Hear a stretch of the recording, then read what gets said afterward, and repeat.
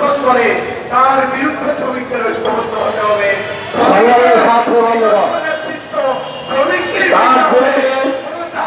পাঁচটি প্রতিষ্ঠান, সাভারের 4টি এবং গাজীপুরে 1টি, মোট শ্রমিক কর্মচারী 14,000 শ্রমিকের 27 কোটি টাকা বকেয়া বেতন ভাতা ছিল।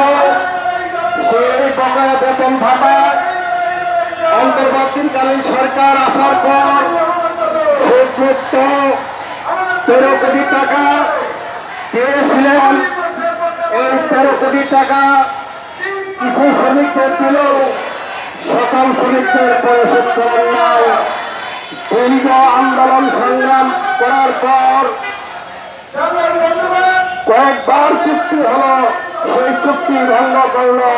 আমরা সরকারকে বলতে চাই, আপনি থেকেও কি এই মালিক শক্তিশালী?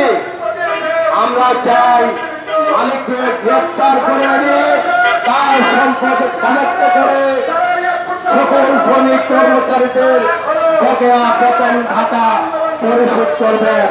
সংগ্রামী ও সাথী বন্ধুগণ, আপনারা জানেন তার গ্রুপের আন্দোলনের অবস্থায় গাজীপুর বাংলাদেশ গার্মেন্টস অ্যান্ড শিল্প শ্রমিক ফেডারেশনের একজন শ্রমিক নেতা শফিউল আলমকে মিথ্যা মামলা জুড়ে হয়রানি করছে। আমরা তার তীব্র প্রতিবাদ জানাই, নিন্দা জানাই। অবিলম্বে শফিউল আলমের নামে হয়রানিমূলক মামলা প্রত্যাহার করে মুক্তির দাবি করছি। একই সাথে তার গ্রুপের সকল শ্রমিক কর্মচারীদের বকেয়া বেতন ভাতা পরিশোধ করুন। তা না হলে এই শ্রমিকরা উদযাপন করবেন শ্রম উপদেষ্টার বাসায় এবং প্রধান উপদেষ্টার বাসায়। আমরা শ্রমিকরা আজকে একটি সমঝোতা হওয়ার কথা ছিল, কিন্তু সেই ডেটে তারা বাতিল করেছেন।